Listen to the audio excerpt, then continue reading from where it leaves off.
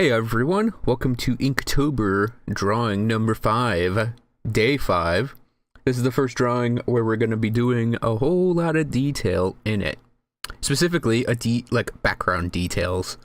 Costume details kind of came out alright. Let me grab it here. I'm obviously looking at the finished thing. It's kind of difficult to draw a character in all black with ink, but I think I did okay with it. I think it's looking good. Backgrounds are kind of tricky to do, especially urban backgrounds, mostly because of perspective. And my biggest cheat for perspective is to hide it. And I do it a lot in this one, specifically with having the concept of the flying buttress. But mostly I try to put, for perspective, I try to lean more on getting atmosphere between the perspective and wherever the main part of the scene is. I've never been that great with it. It's never come naturally to me to do things like in a rigid perspective drawing. And both this drawing and tomorrow's are going to have not a heavy amount of perspective, but they're both going to have some in it. And I think the third drawing in this set is going to have some as well, but I haven't actually drawn that one obviously yet. So yeah, this character lives in a place that's kind of very gothic, but especially with its big buildings, and it's kind of like how Batman Beyond is like Art Deco taken to the extreme. Taken to the nth degree because it's futuristic Batman the Animated Series. It's kind of what I'm going for with this, but with Gothic architecture. So there are lots and lots and lots of spiky spires everywhere. Lots and lots and lots of flying buttresses everywhere. And these are just normal buildings for this location. And there's kind of a couple other things worked into it, and I would have to actually flesh out a lot of it, but that's the basis, like the basics of this place. It would be a whole lot of Gothic architecture mixed with some organic shapes and some not Gothic architecture, obviously, because it's a little kludgy, but for the most part, Gothic. And I'm still kind of trying to learn how to draw Gothic stuff. And like I said, most of it comes from the concept of the flying buttress, but yeah, there are other aspects to it as well. Lots of like seams and noodling going on in the architecture itself. Things like gargoyles and statuary can be a part of it as well. And then you've got lots and lots of spiky bits, like I mentioned before. Lots and lots of spiky tower bits. And then there's a lot of verticality in Gothic architecture.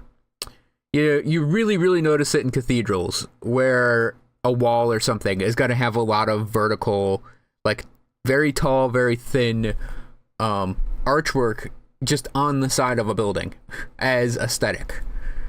And I mean, it could be load bearing, but to me it looks mostly aesthetic, and I would refer to it as an aesthetic choice.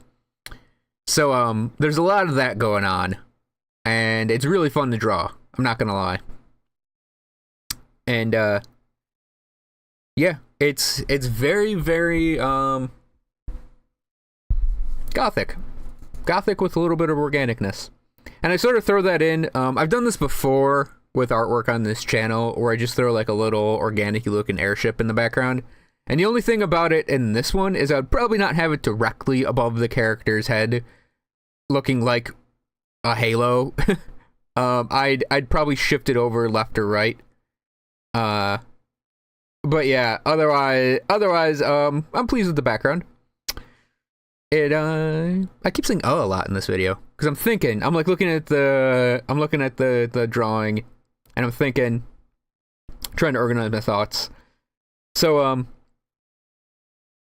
I'd maybe clean a little bit up in the background, if I were to attempt the background again, do a cleaner version, I should say, of the background. It's good looking though, for ink, for someone that doesn't ink a lot. For someone who doing environmental work in Photoshop would lean heavily on a very blurry brush to put a whole lot of atmosphere between the camera, quote unquote, and the far background. Otherwise, yeah, it came out pretty nice. And there are some things I do later on. I actually break out the pesto pen for this way later in the video to put some shine on the glass in the background. And actually to flesh out a little detail in the character's jacket, because I think some seam work gets lost in between putting the flat blacks down and the hatch marks. So I bring out the presto, excuse me. Putting pesto on a drawing is far different than presto. So doing a bit of presto pen work just to like throw on some whiteout, pick out some details. I may even do it again just to harden up the white line work. And the character's role is investigator. And the story, I'm actually going to write it for my NaNoWriMo novel, because I kind of wrote it before and I didn't really like it. Very, very amateurish and not very good. But I mean, it was the first time I ever wrote extensively. And I tried to go back over it during the year and just either didn't have time or really didn't have the time to do it. So yeah, this year I'm gonna make myself do NaNoWriMo again, and we're gonna write the story but better. And this is character A, essentially, in the story. Tomorrow's gonna be character B, and that'd be Friday's character. Day after tomorrow is gonna be character C. They're all gonna be face characters. They're all gonna have specific things they do, and this character's kind of investigator would be his role. And it stems from special abilities being, I wouldn't really say perception, because that's part of it, just raw perception. It would also be, it would heavily be from modified senses as well. All 5 senses jacked up and altered to have extra data flow through them, and all of the positives and negatives that entails. Because there are a lot of negatives when you think about having, like superhuman hearing or superhuman smell. Superhuman smell would almost be more a curse than a blessing when you really think about it, given the smells you can encounter in day-to-day life. Yeah, you might not exactly want that in the kit, but for someone who's using it almost as a career, definitely as a centerpiece to abilities, you'd probably want it, actually. You could glean a lot out of just smelling a chemical that's in a place and going, oh, that's that. I know what that is. That's a clue. And that's the core of the character's abilities is going to be perception. Not on that, like, creepy and unbelievable Sherlock level, though. It's gonna be like, oh, okay, that's a practical use for that. And not on an obnoxious level as well. So, yeah. But still, investigator is what I'm going for. And I'm using the term investigator. It's not gonna be Lovecraftian, but that's actually a good basis for the concept of investigator in this case. Just someone who uncovers the clues in the story and puts everything together with the help of his 2 friends. I should say partners, actually, because they are really more like partners in this sci-fi setting. Well, I'm leaning on doing sci-fi horror. Don't know how much horror I bring into it, but that's always a rough bit, because I want to do sci-fi horror, but I don't want to do Cthulhian. I don't want to do, Elder Gods, cosmic horror. Nor would I necessarily want to do sci-fi horror as Aliens. Because that to me is like the trope version of it, like the super trope version. That literally Aliens, Alien and Aliens, or Dead Space, or geez, Event Horizon I'd even throw in there. Things like that, where I think it's the easiest way to do sci-fi horror. And to me, I mean, I obviously have to look this up. I watch a lot of horror, and I haven't really seen it. I'd actually like to see psychological horror in a science fiction setting. So I'm going to try to write that. That's the challenge that I'm going to go for, to try and push myself there. And I'm going to use these characters, not the previous 4 characters. They're going to be something else. But this character and the 2 tomorrow, these 3 core characters are going to be part of that. And this is character A. And part of what I wanted to do with his pose and stuff is, to me, if you're having a character that's doing an investigation thing, you usually have them looking at something questioningly. That's an enunciation challenge for me. Questioningly. So, I actually jokingly draw a little question mark on the wall in pencil that I can remove later, because I actually didn't know what I wanted to put on the wall that he's looking at.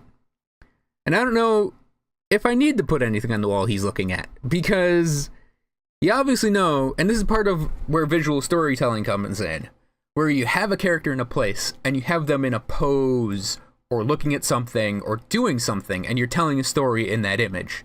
And it doesn't need to be complicated, and you actually don't need to complete the story in order for people to glean all the information from it.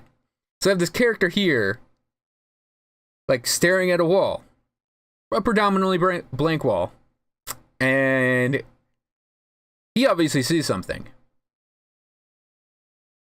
So you get the idea that the character is noticing something that the audience hasn't put together yet.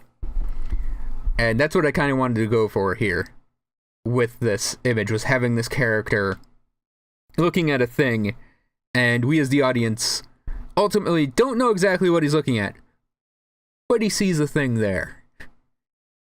He's noticed something, and then by not putting it in, I almost wanted to put claw marks, or, blood splatter, something like that, but that's kind of cheesy and a little hokey.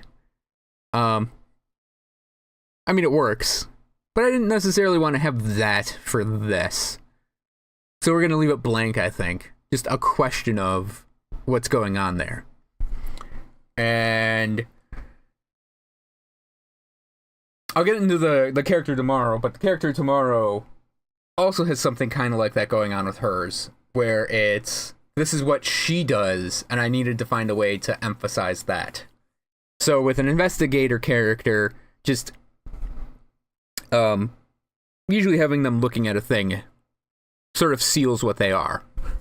It's like if you're going to have a character that's, a dragon slaying knight, that's like you have them with the dead dragon, their foot's on its head, the sword is planted in its head, and they're like taking their helmet off and revealing the shock of sweaty hair with, the sweat, and maybe their armor's burnt or roasted a little with the claw marks and all that stuff. You kind of tell the story with the character. So we have this, apartment-y, maybe room, could be an office building, it doesn't matter, with the character just standing in it, looking wonderingly at a wall, looking questioningly at a wall.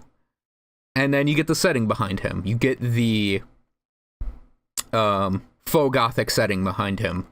Even though there are some things, like, even looking at it right now, I'm like, why did I draw that like that? I should really consider fixing it with the background. But I think I've mentioned this repeatedly every time. I'm my own worst critic, and I could go in that magic program of Photoshop if I wanted to change it later, but I'm probably not gonna. So yeah, I'm actually more proud of this one than I am of the previous ones, mostly because I was able to get a lot of detail and background work in it, and the other ones are just characters standing there. But I already made my excuse for that, and those are there just to get used to the pen and ink again. And now that I'm much more used to it, I can go in and start doing detailed backgrounds and things. And going forward, I can actually just push that. So that's going to be my time for today. Thanks for watching, everyone. I hope you guys enjoyed this video, and I'll see you guys tomorrow.